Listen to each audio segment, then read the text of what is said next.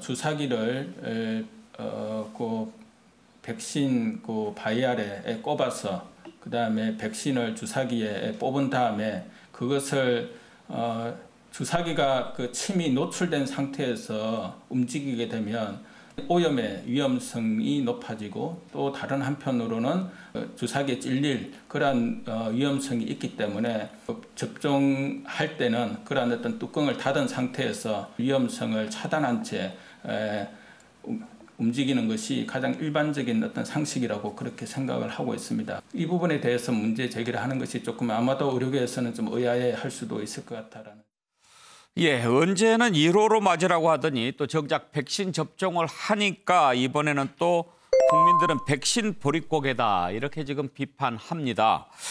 국민의힘 국민들은 어떻게 생각할까 궁금한데요. 또 이 와중에 가짜다 뭐 이런 주장까지 나왔습니다. 경찰이 그런 주장을 하는 사람들 조사를 한다고 하는데요. 가짜 논란이 나오는 이유는 잠시 후에 한번 또 짚어보기로 하고 백신 접종과 관련해서 야당의 비판 어떻게 생각하는지 이 문제 먼저 짚어보겠습니다. 네 분 패널 나오셨습니다.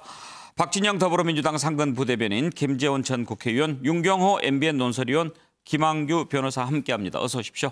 예. 자, 네 분 패널 의견 듣기 전에 야당에서 문재인 대통령 내외 접종과 관련해서 뭐라고 얘기했는지 한번 들어보시죠. 전반적으로 국민들의 불신을 해소하기 위해서 누가 어떻게 백신을 1차적으로 접종을 해서 국민들을 최소한도 안심을 시키지 않은 것은 그 스스로가 판단할 필요가 있다고 봐요. 국민들에게 접종을 권할 것이라면 대통령을 비롯한 정부의 책임 있는 당국자부터 먼저 접종을 해서 국민들에게 백신 불안증을 해소해 줄 것을 요청합니다. 문재인 대통령께서 오늘 아스트라제네카 백신을 접종하신다고 합니다. 성공적인 접종이 되기를 바랍니다. 그런데 국민들에게 백신의 안전성에 조금이라도 의심이 있다면 대통령도 맞는다고 보여주기 할 것이 아니라 객관적으로 검증된 안전성 확보에 더 만전을 기해야 할 것입니다. 국가 원수가 실험 대상이냐고 발끈했던 민주당입니다. 국민의 우려에 단순히 정치적 쇼로 문제를 불식시키려 해서는 안 될 것입니다. 예, 주호영 원내대표 문재인 대통령의 백신 접종을 정치적 쇼 이렇게 폄하하는 발언을 했습니다. 그리고 최형두 국민의힘 원내대변인이죠. 이런 글을 올렸습니다. 자, 문재인 대통령 패스포트 백신을 맞는데 국민들은 백신 보릿고개에 허덕이고 있다. 자, 패스포트 백신, 백신 보릿고개 이런 표현을 써서 국민들이 지금 백신 못 맞고 있는데 대통령이 먼저 맞았다 이런 느낌이 드는 논평이죠. 자, 박진영 부대변인 먼저 한번 국민의힘의 이런 반응에 대해서 어떻게 생각하시는지. 제가 한 달 전에 그 예. 이야기를 했습니다. 국민의힘에서 대통령부터 제일 먼저 백신 맞아라 이야기했을 때 아마 대통령 먼저 맞고 나면은 쇼를 한다 또는 특혜다 이야기할 거다 이야기를 제가 예측을 했는데 한 달 후에 그대로 하는 겁니다.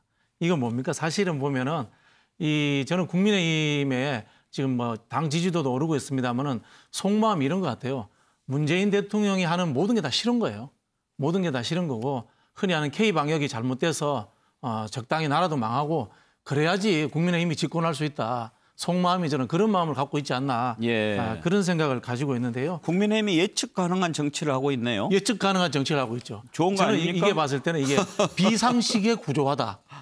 이렇게 제가 표현을 하고 싶은데요. 비상식의 예. 구조화라는 게 정쟁을 하면 무조건 맞받아쳐야 된다는 그런 단순 아메바식 논리가 지금 사실은 이 부분은 국민의힘뿐만이 아니고 지금 국회 전체가 그런 경향에 빠져 있어요. 저는 이런 부분에서 과거 우리가 이제 IMF 때나 못지않은 국난이지 않습니까? 예. 이 코로나가 국난인 상황에서는 좀 더 자제하고 사실 이런 비판을 하려면은 이 백신의 수급 문제지 않습니까? 비판하고 싶었던 게 그러면은 상임위에서 보건복지부 불러가지고 비판하고 이렇게 하는 모습을 보여야죠. 특히 이걸 이제 지도부급 인사가 한다는 것은 굉장히 저는 부적절했다 이렇게 생각이 듭니다. 김재원 의원 의견 한번 들어볼까요? 저는 왜 저런 이야기를 했는지에 대해서 조금 의아하긴 합니다. 예. 그리고 또 특히 대통령이 지금 어차피 정상회의를 두고 외국 그 정상들과 만나기 위해서는 이제 백신 접종을 해야 되니까 뭐 순서와 관계없이 접종을 한 상태인데 사실 저런 이야기가 나오기 전에 대통령이 1호 접종을 좀 해달라고 이야기를 많이 했지 않습니까? 그것이 다른 나라의 뭐 파이자 백신이든 또는 다른 백신과는 달리 아스트라제네카 백신 우리나라에 공급되는 이 아스트라제네카 백신에 대한 뭐 좀 효용성이라든가 또 부작용에 대해서 많은 사람이 의혹을 제기할 때 대통령께 1호로 처음 맞아봐라 그렇게 이야기할 때 차라리 그러면 내가 걱정하지 마라 나도 맞아서 보여주겠다 하고 그때 접종을 하셨다면 오히려 좀 박수받을 일인데 지금 불과 시간이 얼마 되지 않지 않습니까? 그랬다면 그때 그 맞았으면 좋겠다는 생각을 갖고는 있지만 그렇다고 지금 와서 그 국제회의에 가기 위해서 또는 외국 출장 가는 공무원도 백신을 맞는 순서에 포함이 돼 있단 말이죠. 그랬다면 뭐 그 정도는 좀 넘어가지 저렇게까지 할 필요가 있었나 대해서는 조금 의아하게 생각을 합니다. 그러나 마찬가지로 말씀드렸다시피 대통령도 왜 저렇게 지금까지 미루다가 이제 와서 백신 접종을 하게 됐는지에 대해서도 여전히 아쉽게 생각합니다. 사실 이제 팩트를 좀 따져보자면 미룬 것은 아니고 원래 이제 당초에 백신 접종 일정이 있었지 않습니까? 거기에 따르면 어제부터가 65살 이상부터 이제 접종이 가능한 때였고 대통령이 이제 65세 이상이니까 거기에 해당이 됐고 또 필수 공무 출장에 해당이 돼서 이제 맞게 된 거였죠. 근데 1호 접종을 해야 되느냐 하는 논란이 있기는 있었는데 그때 또 여당에서는 그랬죠.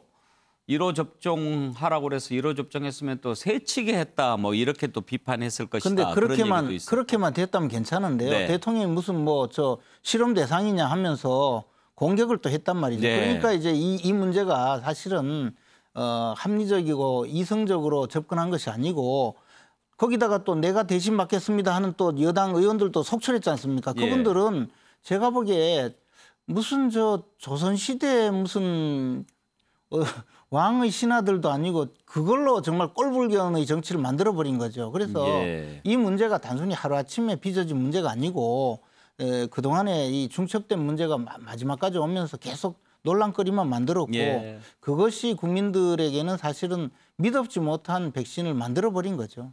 지금 뭐 상호 뿌리 깊은 불신, 갈등 이런 게 깊이 내재되어 있기는 합니다만 싸울 지점이 있고 그렇지 않을 부분이 있지 않나 싶은데요. 지금 백신 접종을 놓고도 맞았네, 안 맞았네, 심지어 가짜를 맞았네 그런 얘기까지 나옵니다. 지금 자 가짜 논란은 이겁니다. 어제 문재인 대통령 백신 접종을 할 때 그 접종을 했던 간호사가 주사기에 이렇게 백신을 넣고 그다음에 가림막이 있는데 그 뒤에서 작업을 했는데 그 주사기에 뚜껑이 이렇게 씌워져 있는 거죠. 그래서 일부에서 아스트라제네카가 아니고 주사기를 다른 걸로 바꿔친 거 아니냐 이런 의혹을 제기를 했습니다. 방역 당국에서는 그렇게 하는 것이다. 의료 현장에서는 매우 상식적인 거다. 주사기가 순간적으로라도 오염될 수 있는 위험이 있기 때문에 또 찔릴 수도 있고 그래서 뚜껑을 닫기도 한다고 하는데 하여튼 이제 의심의 눈으로 보면 한이 없는 거죠. 미국에서요. 그러니까 전 세계에서 맨 처음에 백신을 맞았던 간호 인력이 있지요. 그때도 보면 뚜껑이 이렇게 닫혀 있었습니다. 그것을 한번 볼 수 있을까요?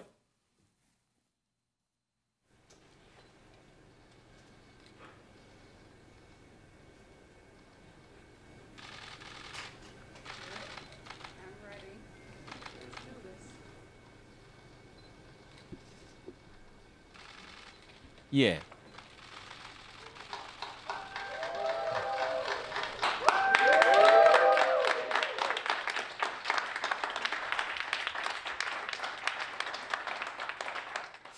예, 1호 접종 장면이었습니다. 그때도 보면 이렇게 주사기 뚜껑을 닫았다가 다시 열어서 주사를 놓는 그런 모습을 볼 수가 있었는데 윤경호 의원, 왜 이런 얘기들이 막 나오는 걸까요? 왜는 사실 정치권이 이걸 스스로 자초를 한 셈이죠. 아까 국민의힘의 최영두 원내대변인이 올린 얘기가 백신 보릿고개. 예. 예, 대통령은 패스포트 백신, 국민은 백신 보릿고개. 그동안에 최영두 원내대변인이 예. 굉장히 합리적이고 차분하고 이렇게 정쟁을 유발하는, 그러니까 반대를 위한 반대 이런 거 별로 하지 않아서 저는 굉장히 좋게 봤는데요. 이번 건은 정말 실수한 것 같습니다. 정말 그러니까 정치라는 게 오히려 갈등을 더 조장하는 모습을 보이는 게 이런 거거든요. 이것 때문에 심지어는 이 주사기가 바꿔치기 됐다는 예. 얘기가 혼재되지 않습니까? 이러다가 자칫 잘못하면요. 주사기 바꿔치기 했다는 얘기가 마치 국민의힘에서 나왔다고 오해받을지도 모르겠어요. 그러나 따지고 보니까 이거는 출처도 불분명한 어느 온라인 뭐 이런 데서 근거 없이 일방적인 주장을 아마 했다는 것 같던데요.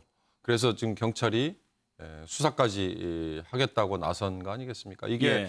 제가 좀 심하게 말씀드리면 자칫 잘못하면 이게 대한민국 국민들의 수준이다라는 얘기를 들을지도 모르겠습니다. 근데 왜 이러느냐? 왜 이런 하향평준화, 이런 갈등, 싸움, 반대를 위한 반대가 생겨났느냐? 결국 정치권에서 반대를 위한 반대를 하다 보니까 이런 거 아닌가.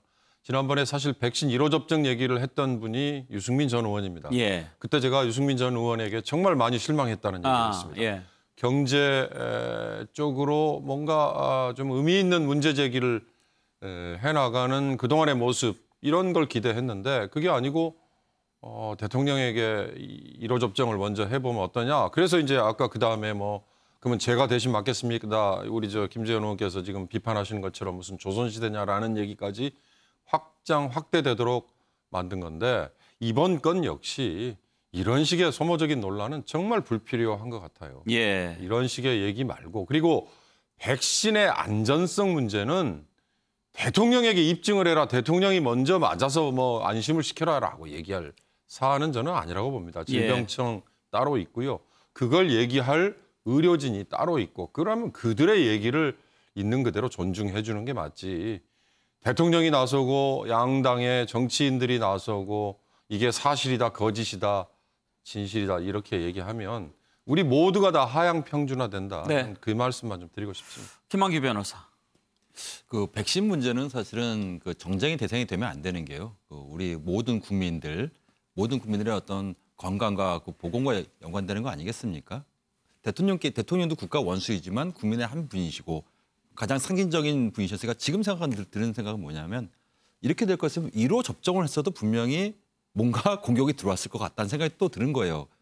사실 이래서 되는 사람 아니거든요. 더군다나 스케줄상 오늘이 65세 이상 맞는 걸로 이미 방역당국에서 정한 거였고 어떻게 보면은 대통령께서는 그 정해진 날짜 1호 뭐 석천대를 맞추는 상징적인 의미도 있었거든요. 그래서 사실 이 부분에 대한 논쟁은 국민들 입장에서 이런 기사를 접하면 굉장히 피로하거든요. 예. 그래서 정치권에서 이런 논쟁은 좀 자제하는 게 맞지 않나 봅니다. 예. 어제 접종을 한 문재인 대통령 오늘 SNS에 글을 올려서 컨디션이 괜찮다. 이제 뭐 맞아도 아무런 문제가 없다는 거 보여주지 않았느냐. 원래 내가 좀 혈압이 있는데 그래도 전혀 문제 없다. 이런 글을 올렸습니다. 훨씬 국민들이 좀 마음이 놓이는 그런 반응이죠. 그런데 지금 이런 논란들 다 선거를 앞두고 있어서 그런 것 아닌가 싶기도 하고요. 자, 보궐선거 이제 꼭 2주 앞으로 다가왔는데요. 보궐선거 이슈로 넘어가 보겠습니다. 박영선 대 오세훈의 한판 승부. 자, 승부수는 과연 무엇이 될까요?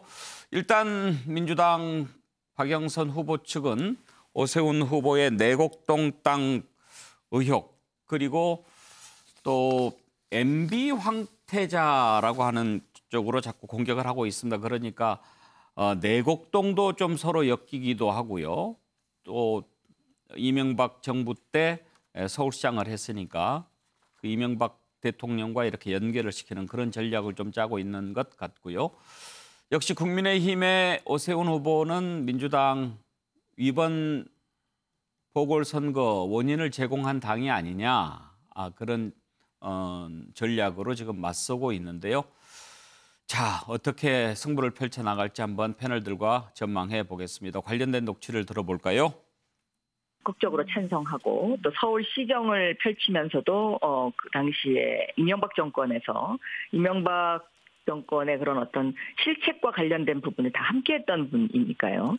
그런데 이제 제 관점에서 보면 MB가 이 BBK의 문제를 진실을 호도하고 거짓으로 일관했던 그런 모습과 이번 오세훈 후보의 내곡동 땅 모습이 굉장히 흡사합니다.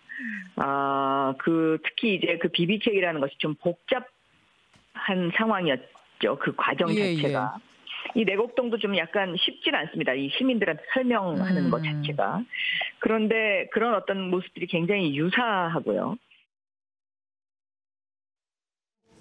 최악의 대통령으로 기록될 부분이 바로 그 갈라치기, 그 반통합, 분열의 정치를 하고 있는 것이라고 저는 지금도 굳게 생각합니다. 그게 독재자가 아닌가요? 그런데 그런 독재자의 면모를 이 박영선 후보가 그대로 답습할 가능성이 높습니다. 단 한 번도 이 정부에서 장관직을 수행했던 박영선 후보가 그런 문재인 대통령의 참으로 잘못된 행태에 대해서 단 한 번이라도 비판한 적이 있습니까? 대통령님, 분열의 정치하지 마십시오. 라고 건의한 적이 있습니까? 윤경호 의원, 여야 후보가 최종으로 확정이 되면 그때부터는 좀 정책과 비전 승부 펼쳐지지 않을까 기대했는데 지금 하는 것 보면 기대를 접어야 할 것 같기도 합니다. 그렇습니다. 오히려 더 네거티브로 가는 것 같아요. MB 황태자, 문재인 독재자의 아바타. 저는 지금 마지막에 오세훈 전 의원, 전 서울시장 실제 대통령한테 저렇게 얘기할 수 있습니까? 대통령 면전에 장관 시켰는데 우리 수석하셨으니까 김재훈 의원께 좀 이따 한번 여쭤보고 싶은데요. 대통령 면전에서 대통령님 분열의 정치하지 마십시오라고 얘기할 수 있어요? 자기는 얘기할 수 있었을까요? 저는 그야말로 구호를 위한 반대거든요. 그러니까 이제 이런 얘기는 사실 그 전에 단일화 이슈, 그다음에 정치 이슈 이런 거 할 때 그때 좀 좋겠다. 정말 어저께 단일화가 되고 오늘 물론 이제 내일부터 이제 선거운동 시작이죠. 내일부터는 좀 달라질지 모르겠는데 오늘까지만으로 좀 그만 접어졌으면 좋겠다. 오세훈이라는 사람이 1년 3개월 동안 서울시정을 어떻게 바꿀 건지, 박영선이라는 사람이 어떻게 바꿀 건지. 왜냐하면 13명이 등록을 했지만 그래도 양당, 제1당, 제2당이고 여당, 야당. 이 두 후보들은 제발 좀 그래줬으면 좋겠다. 그러나 이것도 정말 교과서 같은 얘기이겠죠. 공허한 얘기일 것 같은데요. 그러면 유권자들이 아마 모두 다 등을 돌리지 않을까. 그래서 투표율이 더 낮아지지 않을까. 저는 그걸 걱정합니다. 민주당은 원래 좀 정책 대결, 공약 대결 이렇게 주장하지 않았습니까? 실제로 이제 박영선 후보가 냈던 공약들이라든지 이런 것들이 의미는 있었습니다만은 지금 이 단일화 과정을 거치면서 이 분위기가 거의 좀 막장 분위기로 흘러갔지 않습니까? 이 상황도 나오고 동명이인의 또 황후가 나오기도 하지 않습니까? 그러면서 이 막 이상한 음모도 나오고요. 경쟁력 적합도 가지고 그런 상황들이면서 지금 판 자체가 좀 굉장히 좀 혼탁해진 거는 사실인 것 같다는 생각이 들고요. 오세훈 시장 후보는 이제 저런 말씀하시면 안 되죠. 독재자라는 말씀 금방 비판하셨습니다만은 역으로 이야기하자면은 서울시의회에서 무상급식하자고 결정한 것을 주민투표로 뒤집으려고 했던 이게 독재자적 발상입니다. 유신시대 모습하고 비슷하잖아요, 그죠? 이제 이런 측면인데 사실 정치에서 이제 전략적으로 이 네거티브를 안 할 수는 없습니다.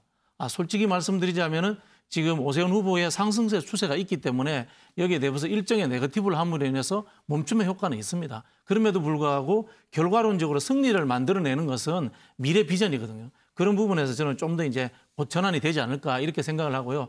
그 미래 비전의 문제는 결국은 LH 문제입니다. 박영선 장관의 초반에 정당의 지지도가 낮음에도 불구하고 1등하는 여론조사도 많이 나왔습니다. 그런데 이렇게 떨어진 건 박영선 후보가 잘못한 것이 아니고 이 정당과 정부에 대한 LH 문제이기 때문에 저는 LH 문제를 좀 극복해야 된다 이런 생각이 들고요. 그 방법은 제가 보기에는 정부 여당의 저도 소속입니다만은 과감하게 뜨뜻미지근한 이런 대처 말고 좀 강한 대책들 LH라는 기관 조직에 대한 저는 응징도 있어야 된다고 생각합니다. 그리고 소급 입법을 해서 이익 환수도 해야 되고요. 그리고 개발 주체가 잘하지도 못하는 LH가 꼭 해야 됩니까? SH공사 있잖아요. 그죠? 그런 공급의 문제라든가 그런 것들을 가지고 좀 적극적으로 하시면은 저는 뒤집을 수도 있지 않을까 그렇게 기대를 해봅니다. 김재훈 의원께서는 이번 서울시장 선거 같은 경우에 어디가 승부처가 될 거라고 보십니까? 지금 그 공약이나 정책 대결이 가장 중심이 됐으면 좋겠다고 다 이야기를 하지만 전혀 관심이 없지 않습니까? 그것이 왜냐하면 그래도 정책 대결을 펼칠 수 있는 것은 여당이거든요. 야당 후보가 정책 대결을 당장에 해도 정권 차원에서 정부 차원에서 밀어주지 않기 때문에 여당 후보가 훨씬 가능한데 박영선 후보가 내놓은 정책 공약이라는 건 돈 10만 원 주겠다는 거 외에는 기억나는 게 없거든요. 그리고 뭐 재건축 좀 풀겠다는 이야기는 워낙에 그 지금 국민의힘 후보들이 강하게 주장을 해왔기 때문에 아무리 주장을 해도 거기에 묻힐 수밖에 없고요. 그러면서 지금 내놓는 거는 온통 이제 뭐 내곡동 땅이다, MB 아바타다, 뭐 전부 이런 식으로 가고 있기 때문에 사실은 여당이 더 나서서 정책 대결이 아니라 완전히 그 험담 선거 내지는 뭐 좀 지나면 아마 김대엽 같은 사람을 한 둘쯤 불러와서 폭로하고 그걸로 저 선거판을 끝내려 하지 않을까 생각을 합니다. 그러니까 이게 저 궁지에 몰린 여당이 보여주는 아주 비신사적인 선거이기 때문에 이게 뭐 저 제대로 선거 운동이 될까 싶어요. 그냥 이 상태로 뭐 그냥 저 서로 공방하다가 어느 날 투표하는 그런 상황으로 끝나리라고 믿습니다. 말씀을 들으니까 좀 가슴이 답답해지는데요. 김한규 변호사 어떻게 보시는지요? 지금 뭐 최근 지지율이 무려 거의 20%까지 차이 나고 있습니다. 오세훈 후보가 지금 앞서는 걸로 나오고 있는데요. 두 후보 간에 뭐 앞으로도 굉장히 네거티브 목소리가 되게 심화될 것 같고요. 근데 한편으로 드는 생각은 과연 오세훈 후보의 저 지지율 그리고 박영선 후보의 저 낮은 지지율이 이 두 후보의 100%의 어떤 모습이냐 내진 책임이냐 또 이렇게 보여지지는 않는 게요. 뭐니 해도 이 지지율은 거의 현 정권의 좀 실정, 특히 이제 LH 문제로 인한 부동산과 이 공정성이 가장 여론조사에 반영된 거로 보이거든요. 그럼 이런 국민의 분노가 조금이라도 해소가 돼야 돼요. 그 해소 방안은 지금 다양하게 뭐 국회에서 입법을 한다든가 대통령께서 사과나 정책 개선한다든가 이런 건 좋은데요. 지금 2주 남지 않았습니까? 근데 이미 수사가 시작된 지는 굉장히 꽤 됐습니다. 수사가 된 지는. 대대적으로 뭐 수사가 됐는데 그럼 통상적으로 과거에 보면은 이런 특수수사라든가 이런 뭐 나라가 들썩거리는 비리가 생기게 되면은 이쯤 됐으면은 누군가는 뭐 소환되고 구속되고 뭐 이런 뉴스들이 나와야 되거든요. 그래서 뭐 3명 구속됐다. 아니면 법원에서 영장 실질심사 받는다. 이런 게 뉴스가 나와줘야 되는데 지금 수사 진전이 전혀 지금 어덜래 보도가 안 되고 있어요. 그러니까 국민들 입장에서는 뭐 저도 마찬가지인데 지금 LH 비리 의혹에 대해서 정부가 관심이 있나? 수사가 제대로 이루어지고 있나? 더 나아가선 은폐되고 축소되는 거 아닌가 이런 분노가 생기는 거거든요. 결국은 이 수사 내지는 진도가 남은 기간 동안에 얼마나 진행되냐에 따라서 좀 여론에 좀 영향이 있지 않을까 봅니다. 네거티브까지는 좋은데 혼탁해지면 곤란하겠죠. 앞으로 뉴스와이드 계속해서 눈 부릅뜨고 한번 지켜볼 텐데요.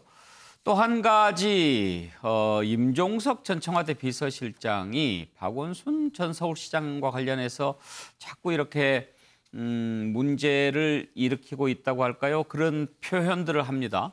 박원순 전 시장 시절에 안전과 복지가 두드러졌다고 볼 수 있다. 심지어 용산 공원에 박원순 이름 석자 새겼으면 좋겠다. 이런 이야기를 해서 이게 또 2차, 3차 가해다 이런 비난이 나오는데 박영선 후보 그런 말을 안 했으면 좋겠다. 그렇게 얘기를 했습니다. 그런가 하면 오세훈 후보 측에 대해서는 태극기 집회라고 불리는 광화문 집회에 참여해서 했던 말들을 가지고 지금 비판이 나오고 있는데요. 오늘 기자간담회에서도 좀 수위 높은 그런 발언을 했죠. 이런 표현들 좀 지켜봐야 할 대목이지요. 한번 들어보시죠. 임종석 전 청와대 비서실장이 고 박원순 서울시장과 관련해서 그 페이스북에 올린 글 보셨죠, 후보님? 직접 보지는 않고요. 보도를 통해서 접했습니다. 저는 그 뭐 개인적인 뭐 표현의 자유에 대해서는 제가 뭐 이렇게 저렇게 이야기하기는 그렇습니다만은 저는 앞으로 그런 일 안 해주셨으면 좋겠습니다. 네. 왜냐하면은요, 네. 지금 어쨌든 그 피해 여성에 대한 피해 여성이 상처가 아물지 않은 상태이기 때문에요. 네. 그런 어떤 상처를 건드리는 발언, 이런 발언은 좀 자제해 주시는 게 좋지 않을까. 언론에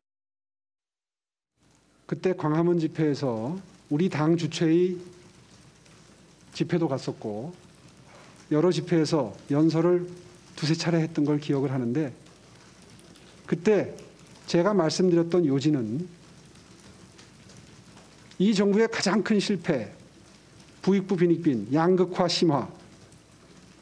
그럼에도 불구하고 들은 척도 하지 않고 이른바 소득주도 성장을 밀어붙였던 문재인 대통령이 과연 민의를 존중하는 대통령인가, 독재자가 아닌가 하는 말씀을 드렸던 게 기억이 납니다.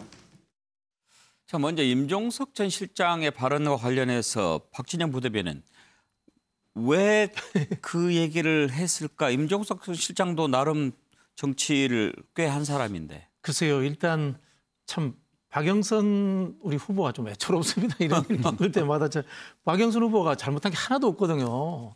그런 측면인데 자꾸 지지도가 떨어지는 상황이 만들어지니까 안타까운데 이제 그 제가 보기엔 어쨌든 뭐 사적 영역의 일이기도 합니다. 임종석 실장이 정무부 시장으로 박원순 시장하고 같이 근무를 했습니다. 그런데 이제 박원순 시장님과 같이 대선 캠프를 하는 게 아니고 그 당시 후보죠. 문재인 후보 쪽으로 이제 합류했고 이런 것들 때문에 개인적으로 좀 미안함이라든가 이런 것들이 남아 있을 수는 있다고 봅니다. 그런데 그럼에도 불구하고 이틀 연달아서 이 글을 올리는 것에 대해서는 저도 좀 의아해하고요. 한편으로 보면은 이분 혹시 뭐 자기 정치하려는 거 아니나 하는 그런 저는 비판의 여지도 있기 때문에 박영선 후보님 말씀대로 좀 자제하는 게 좋지 않겠나 그런 생각이 듭니다. 네. 오죽하면 진중권 교수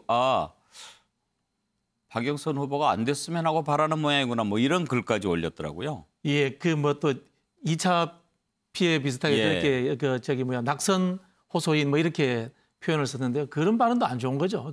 조롱하는 것 자체도 사실은 또 흔히 하는 말로 또 다른 가해의 연속에 있습니다. 김재훈 의원께서는 혹시 저것도 무슨 수라고 보시나요? 저는 그 임종석 전 비서실장이 대선 도전을 분명히 이제 마음을 먹고 이 판에서 박영선 후보가 당선되는 것보다는 자신이 민주당 강성 지지자들에게 일종의 지분을 획득하기 위한 수단이 아닌가라는 생각을 했었습니다. 그리고 더 나아가서 최근에 그 박원순 시장을 좀 지지하는 모 기자의 그 책이 출판이 되었는데 굉장히 많은 사람들이 그에 환호하는 현상이 있었거든요. 아마 그걸 보고 이 부분에서 자신이 그 임종석 전 실장이 조금 더 그 세력을 확보하기 위해서 겉으로는 박영선 후보를 돕는 모습을 취했지만 사실은 자기의 그 지분 확대 역할을 한 것이 아닌가 보여집니다. 그러니까 말씀하셨다시피 박영선 후보는 참 안 됐다는 생각을 했습니다. 윤경호 의원, 오세훈 후보의 태극기 집회에서 발언도 변수가 될까요? 글쎄요. 태극기 집회, 태극기 부대 뭐 이런 이미지는 지난 총선에서 유권자들이 좀 외면을 했다 이런 평가를 받았지 않습니까? 황교안 전 대표가 실패한 것도 그런 거고 뭐 좀 끌어붙이는 게 맞을지 모르겠으면 나경원 전 의원도 역시 그 울타리에서 크게 벗어나지 못하고 그런 점에서 태극기 집회에 참석했다가 한 얘기를 다시 꺼낸 거 얼마나 도움이 될까 싶은 생각은 드는데요. 그냥 부분만 쪼개가지고 얘기하는 거 이거는 별로 의미는 없을 겁니다. 그러나 이제 대통령을 향해서 독재자라고 직접 공격을 한 게 지금 뭐 오세훈 야당 후보 입장에서는 뭐 왜 내가 그런 얘기 못 하겠느냐 뭐 이런 거 아닐까 싶은데 저는 임종석 실장이든 뭐든 지금 민주당의 현 모습이 이런 거다. 뭐냐 이 선거에 지금 나서는 컨트롤 타워가 없는 여실히 보여주는 거다. 저 상임선대위원장이라는 게 있긴 하지만요. 그 상임선대위원장이 당 대표였을 때 쥐었던 그 장악력과 지금 현격한 차이가 있다. 이런 게 바로 곳곳에서 터져 나오는 이런 사태의 원인이 아닌가 싶어서 이 자칫 잘못하면 거대 공룡이 그냥 오갈 길 모르고 휘청휘청 하다가 이 넘어져 버리면 못 일어나는 상황이 생길지도 모른다는 위기감을 좀 가져야 된다는 주문을 하고 싶습니다. 예, 정확한 지점을 짚어주신 것 같습니다. 자, 다음으로 넘어가겠습니다. 안철수 대표 오늘 빨간 넥타이를 메고 국민의힘에 나타났습니다. 약속대로 오세훈 후보를 돕겠다는 건데요. 안철수 대표의 향후 정치 행보 전망해 보겠습니다. 모습 먼저 보시죠. 저는 이제 이번 18대 대통령 선거에 출마하겠습니다. 이번 서울 노원병 국회의원 선거 출마는 그 시작이라고 생각합니다. 허락해 주신다면 노원 구민 여러분과 함께 하겠습니다. 반드시 기필코 대선 승리로 보답하겠습니다. 시민 안철수 서울특별시장 선거에 나서기로 결심하고 맨 먼저 서울 시민 여러분께 보고드립니다. 대한민국 서울의 시민 후보, 야권 단일 후보로 당당히 나서서 정권의 폭주를 멈추는 견인차 역할을 하겠습니다. 새로운 정치로 대한민국을 바꾸겠다는 저 안철수의 전진은 외롭고 힘들더라도 결코 멈추지 않을 것입니다.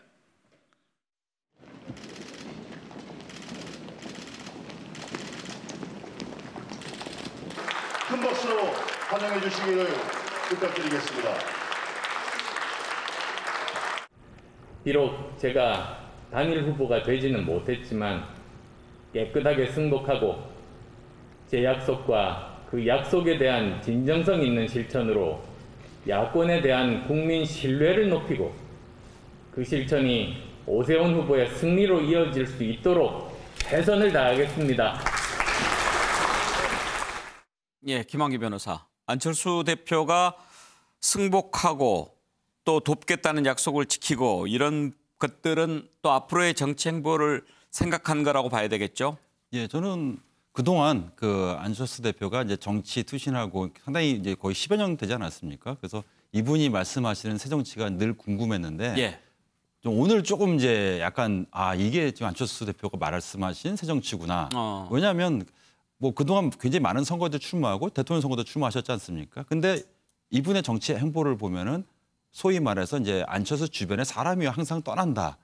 그래서 뭐 조직과 세력이 없다. 뭐 이런 소리를 항상 약간 이제 비판의 목소리를 듣지 않았습니까? 근데 오늘은 굉장히 이른 시일 내에 깨끗이 승복하고 예. 더군다나 적극하게 지원하고 또 빨간 넥타이까지 메고 오지 않았습니까? 그러면은 이제 본인도 이제 본인의 조직이라든가 사람이라든가 그리고 깨끗하게 승복하는 모습 그리고 적극적으로 지원하는 모습 이런 모습을 어떤 본인이 말하는 새로운 정치의 뭐 첫 단추를 생각한 거 아닌가 생각이 들면서도 예. 한 가지 아쉬운 점은 김종인 위원장이 계셨을 때 같이 좀 이렇게 사진이 나왔으면 어땠을까 하는 생각은 김종인 듭니다. 위원장 오늘 광주 갔죠. 예, 그래서 하필 안 계신다는 거 아닌가 예. 생각은 듭니다. 누가 피했는지는 잘 모르겠습니다만 또 뭐 공교롭게 겹쳤을 수도 있고요. 그런데 김재원 의원, 이기든 지든 끝난 뒤에 국민의힘과 합당하겠다 그렇게 얘기하지 않았습니까? 오늘 빨간 넥타이 메고 왔는데 그게 첫 걸음이라고 볼 수 있을까요? 안철수 대표 입장에서 제가 보기에는 보수 정당이나 보수 진영에 안착하는 것이 자신이 앞으로 대권 도전에 상당히 유리한 국면을 조성할 수 있다고 늘 생각했을 거라고 봅니다. 그동안에 처음에는 이제 민주당과 같이 정치를 했다가 결국 함께 하지 못했거든요. 그리고 또 호남에서 지지를 얻었었는데 그것도 이제 사실은 일종의 말하자면 한때 저 호남의 지지를 얻었다가 모두 잃고 말았거든요. 사실 그런 과정에서 아마 안철수 대표 본인이 자신의 정체성이나 정치의 미래에 대해서 많이 고민했을 텐데 이번 기회로 오히려 이제 보수 정당에 안착할 수 있는 무리 없이 안착할 수 있는 기회가 왔다고 보는 것이 본인 스스로 아마 그렇게 판단한다고 저는 생각합니다. 그렇다면 무리 없이 또 별다른 비판 없이 보수 정당에 함께할 수 있는 것은 지금 합당 절차거든요. 예. 그렇다면 지금 오늘 안철수 대표가 저렇게 와서 국민의힘 의원총회에 와서 참석해서 인사하고 하는 것은 일종의 자신이 명분과 실리를 함께 가져갈 수 있는 방안이라고 볼 수 있거든요. 또 안철수 대표가 서울시장 도전이 최종 목표라고 국민들 아무도 생각하지 않을 정도로 결국 이제 다시 대선 도전의 첫 발자국을 저렇게 디뎠다고 보고요. 그렇게 한다면 저는 시간은 좀 걸리겠지만 여러 가지 또 뭐 장애물이 있긴 있겠지만 안철수 대표가 이제 보수 정당으로 들어오는 방법으로 합당의 절차를 가져가지 않을까 생각합니다. 윤경호 의원께서는 안철수 다음 행보 어떻게 전망하십니까? 말씀하신 것처럼 뭐 본인은 또 새 정치를 외치면서 대선 뛰어들겠죠. 뭐 불문곡직 무조건 뛰어들 겁니다. 그러나 이 직전까지 대선 후보로서의 안철수에 대한 지지율은 5%도 안 됐다는 점을 상기를 해야 될 겁니다. 서울시장 후보로서 그것도 야권의 후보로서 지지율은 뭐 40% 50%였지만 그게 같은 숫자로 서로 상치되기는 어렵다.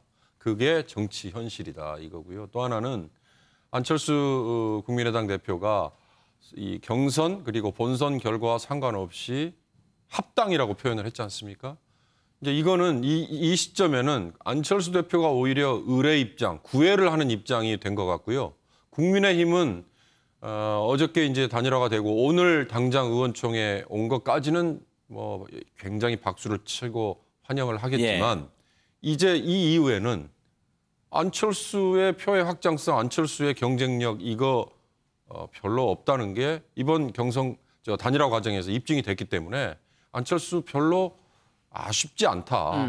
이런 생각이 들 것 같아요. 그리고 103석 대 3석의 합당이라는 게 뭐 지분율 요구하고 이런 거 결코 그렇게 저는 원활하게 되지 않을 것 같아서 이제는 구애하는 쪽과 약간 튕기는 쪽이 좀 바뀌어버린 것 같은 그런 현상이 혹시 생기지 않을까.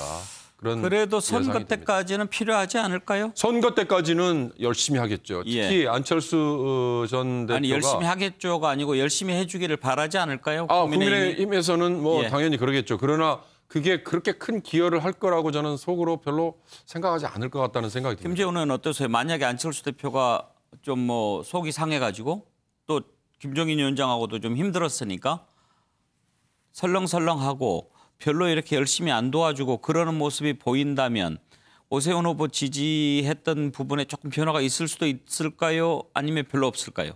그거보다도 안철수 대표는 굉장히 계산이 밝은 분인데요. 보기보다. 그런데 지금은 열심히 하는 모습을 보여주는 것이 명분에도 맞고 실리적이라고 보기 때문에 저는 열심히 돕는 모습으로 반드시 다가올 거라고 생각하고요. 또 하나는 그것이 앞으로도 자신에게 도움이 된다고 판단을 할 거기 때문에 그렇습니다. 알겠습니다. 자, 김종인 위원장 오늘 광주를 내려갔는데요. 김종인 위원장의 앞으로 행보도 저기 궁금합니다. 한번 살펴보죠. 김종인 위원장이 광주를 찾은 까닭은 무엇일까요? 대표 위원장 취임 이후에 6번째 광주를 찾은 겁니다. 과연 이번 선거만을 의식한 걸까요? 궁금합니다. 먼저 그 모습부터 한번 보시죠. 과연 오늘날 우리나라의 민주주의가 당시에 광주의 민주화운동의 함성에 맞게 제대로 발전할 수 하고 있는 것에 대해서 매우 회의적인 상황이 오늘날 전개되고 있습니다.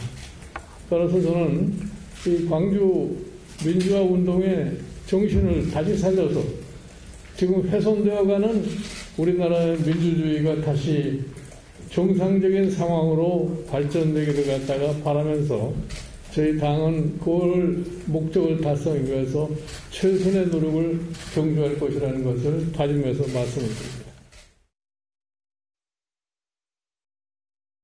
윤석열 총장 쪽에서 지금 윤석열 총장은요 누구나 만나고 싶어하는 사람일 거예요. 하지만 반대로 그렇다고 이제 아무나 만날 수는 없는 상황인 거거든요. 네. 이번에 김종인 위원장이 자연인으로 돌아가면은 컨택 1순위가 되지 않을까 싶습니다. 그러니까 윤 총장이 김종인 위원장을 찾아가서 컨택을 시도할 것이다. 아니 거기에 대해서 얼마나 또 명쾌하냐면요. 그러니까 이거예요. 김종인 위원장이 한 말을 보면은 4월 8일에는 집에 가겠다. 1. 윤석열 총장한테 연락한 거 그럴 생각 없다. 2. 네가 연락해라 이거죠.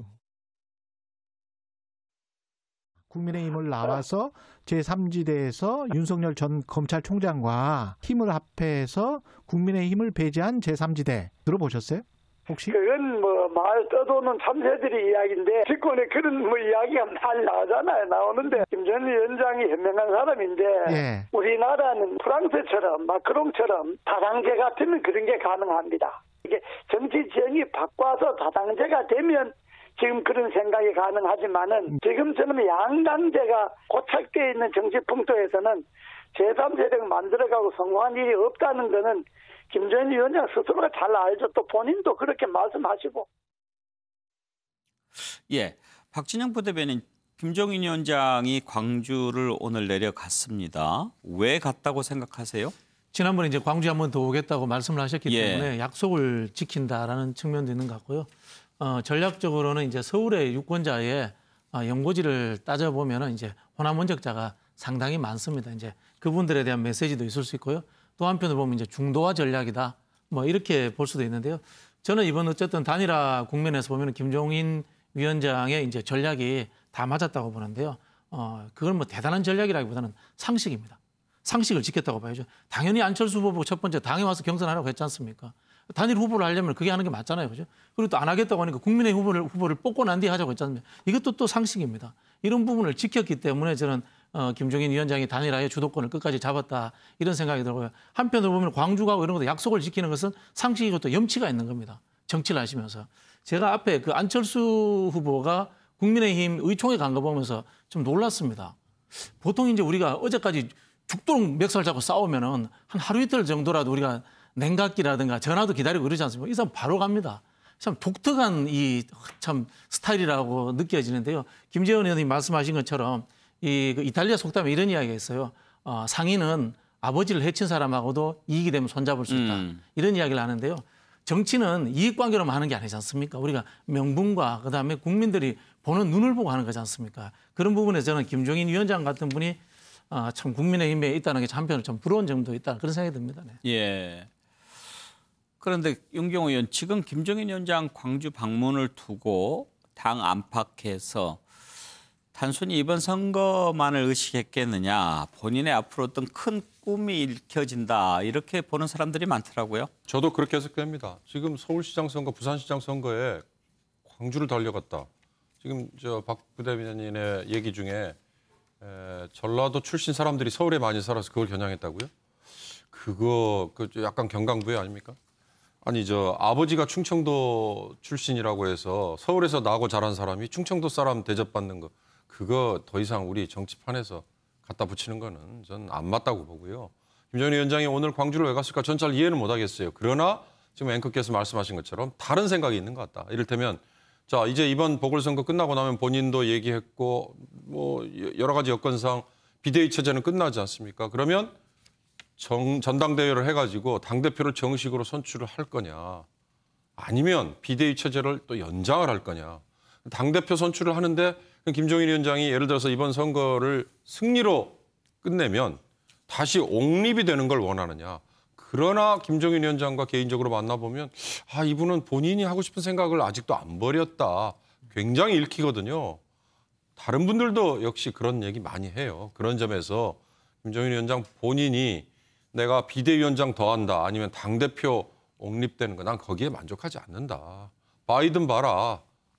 80살 넘어서도 대통령 한다. 나도 꿈이 있다. 이걸 지금 은근히 보여준 거 아닌가라는 저는 해석을 하는데. 김종인 위원장도 별의 순간을 노리고 있을까요? 뭐 스스로 모르겠습니다. 스스로 그런 거를 잡을 수 있는지 모르겠지만 그게 이제 어떻게 서로 악의가 맞춰질지 그거는 앞으로 좀 두고 봐야 될 것 같습니다. 김재원 의원 전망이 매우 궁금합니다. 그 김종인 위원장이 비대위원장을 임기를 연장한다는 것은 전혀 가능성이 없다고 봅니다. 예. 또 하나는 일각에서 뭐 당대표로 출마해서 뭐 사실상 옹립되지 않겠느냐라고 이야기하는데 저는 그 가능성도 전무하다고 생각합니다. 뭐 당내 모든 사람들이 다 들고 일어나서 당대표를 맡아달라고 하면 모를까. 예. 지금 당대표 되겠다고 선거운동하고 다니는 분들이 여럿 있는데 그럴 가능성이 없고, 그렇다면 김종인 위원장이 뭐 당대표를 할 가능성도 저는 없다고 보고요. 그러나 지금까지 국민의힘을 이끌면서 보여준 여러 가지 리더십이라든가 또는 전략적인 마인드를 활용해서 대선에 어떤 역할이든 하고 싶어 하고 실제로 하려 한다는 것은 저는 뭐 충분히 인정하고요. 또 스스로가 대선 후보가 되겠다는 생각도 뭐 전혀 없다고 할 수는 없겠지만 이제 그 가능성은 좀 없지 않나 생각합니다. 그렇기 때문에 결론적으로 따지자면 집으로 물러가서 다음 대선에서 어떤 역할을 할 것인가 또 대선 주자들이 일정한 역할을 하려고 할 때 본인도 어떤 방법으로 나설 건가를 또 기다리고 있지 않을까 생각을 합니다. 그리고 그런 면이 절대로 제가 봐서 민주당 후보를 돕겠다고 나설 가능성은 없다고 보면 결국에는 지금 현재 남아있는 대선 주자로 보면 그렇다고 제가 봐서 안철수 후보를 돕겠다고 하기에는 뭔가 너무 어려울 것 같고요. 그러면 남아있는 후보는 윤석열 한 사람이죠. 윤석열 총장 관련된 부분도 오늘 좀 짚어보려고 했는데 시간이 다 됐습니다. 한번 내일 그 내용은 살펴보기로 하지요.